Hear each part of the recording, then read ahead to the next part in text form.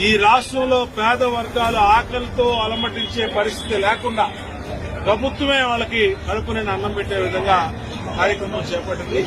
మాకు అత్యంత సంతృప్తినిచ్చినటువంటి కార్యక్రమం పేదల కడుపు నింపే కార్యక్రమం అన్నా క్యాంటీన్ కార్యక్రమం. ఎందుకంటే ఆకలిని మించి ఇంకో సంక్షేమం లేదు. ఆకలి తీర్చడం అనేది ప్రధానంగా మేము ముందు పెట్టుకున్నాం, ఫస్ట్ ప్రయారిటీ పెట్టుకున్నాం. ఈరోజు అన్నా క్యాంటీన్లు